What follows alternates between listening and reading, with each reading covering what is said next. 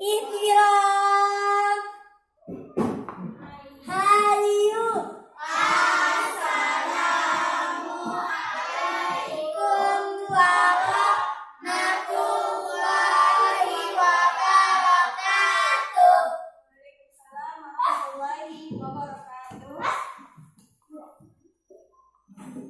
Assalamualaikum warahmatullahi wabarakatuh. Assalamualaikum warahmatullahi wabarakatuh. Bagaimana kabar kalian semua? Alhamdulillah, luar biasa. Allahu Akbar. Alhamdulillah. Udah pada sarapan atau belum? Sudah. Alhamdulillah. Sebelum Ibu memulai pelajaran, Ibu mengecek kehadiran kalian dulu ya.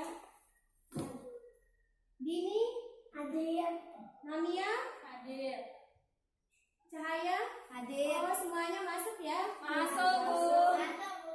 Sebelum kita memulai pelajaran, alangkah baiknya kita berdoa terlebih dahulu. Dini, pimpin doa. Doa selamat dimulai. Selesai. Baiklah, kita sudah berdoa. Alangkah baiknya supaya kita bersemangat, semuanya berdiri, kita akan bernyanyi. Satu, dua, tiga. Siapa suka hati belajar? Saya. Siapa suka hati belajar? Saya. Siapa suka hati sungguh saat ini? Siapa suka hati belajar? Saya. Yeay. Baiklah, tujuan pembelajaran kita kali ini tentang menjelaskan kata baku, menyebutkan contoh kata baku, memberikan contoh kata tidak baku, menyebutkan perbedaan kata baku dan tidak baku, menyebutkan ciri-ciri kata baku dan tidak baku. Yang keenam, menjelaskan manfaat adaptasi makhluk hidup di lingkungan sekitar. Yang ketujuh, menyebutkan manfaat adaptasi makhluk hidup di lingkungan sekitar. Hasil pengamatan tentang adaptasi makhluk hidup yang ditemui di lingkungan sekitar dan menyimpulkan laporan hasil pengamatan tentang adaptasi makhluk hidup di lingkungan sekitar. Baiklah, kita akan melanjutkan pembelajaran tema persatuan perbedaan, tema 2, subtema bersatu kita teguh, pembelajaran 1, muatan materi bahasa Indonesia dan IPS.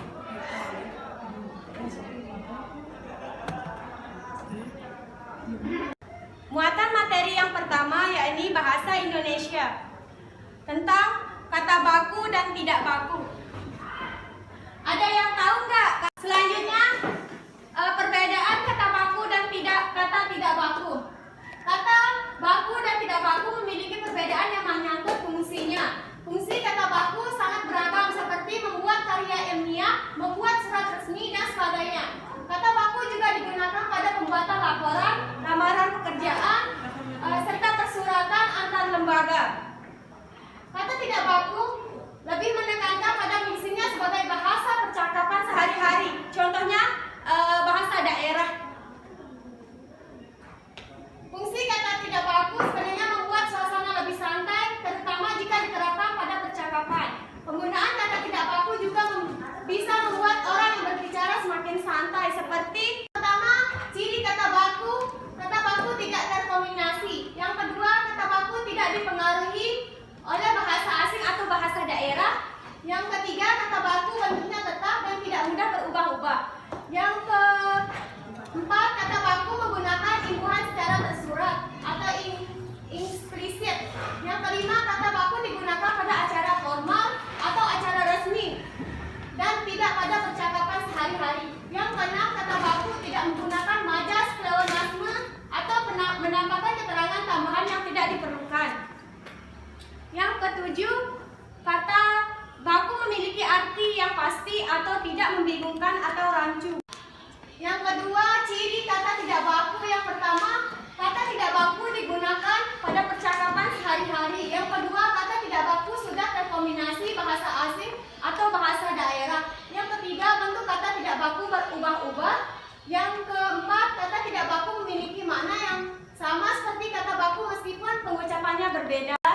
Tadi udah didengarkan penjelasan dari Ibu tentang kata baku dan tidak baku. Sekarang Ibu akan memberikan permainan dan Ibu meminta 2 kelompok. Baiklah, Ibu akan memberikan kertas ini untuk dibaca dulu dan dipahami.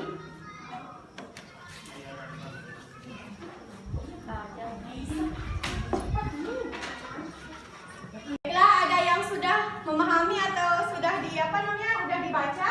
Udah. Udah? Kelompok 2? Udah.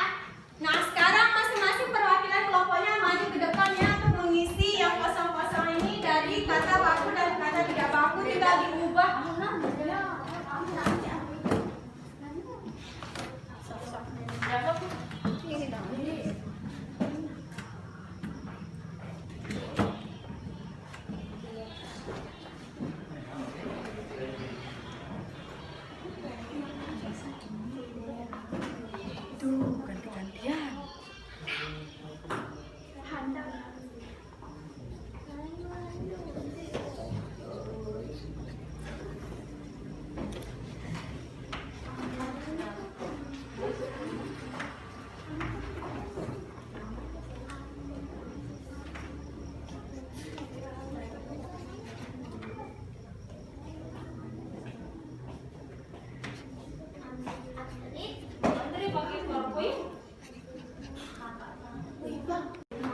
Selanjutnya kelompok 2.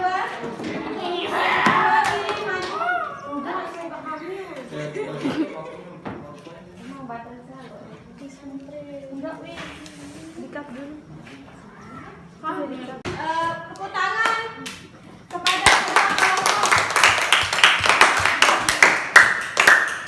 kelompok.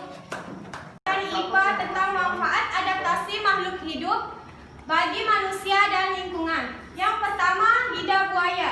Lidah buaya memiliki habitat di darat dan mampu bertahan di lingkungan kering. Tumbuhan ini memiliki daun berduri yang berfungsi untuk mengurangi penguapan, daun yang tebal untuk menyimpan air, dan akar yang panjang dan menyebar agar lebih mudah mencair. Kedua, manfaat hewan bagi manusia dan lingkungan. Yang pertama, cacing tanah. Cacing tanah hidup di dalam yang lembab. Cacing bergerak dan mencari makan di dalam tanah. Cacing menghasilkan kotoran yang dapat membuat tanah menjadi subur. Yang kedua, domba. Domba merupakan hewan yang memiliki ciri khusus berupa rambut tebal. Rambut itu berfungsi menghangatkan tubuh saat suhu di lingkungan rendah. Ada yang bisa mengambil kesimpulan dari yang Ibu jelaskan? Saya, Bu. Namia. Setiap makhluk hidup memiliki kemampuan beradaptasi untuk bertahan hidup. Kemampuan itu ditandai dengan proses kekelestarian makhluk hidup tersebut. Nah, baiklah penjelasan dari Ibu. Ada yang mau bertanya? Tidak ada? Iya, sebelum Ibu menutup pelajaran, marilah kita berdoa dulu.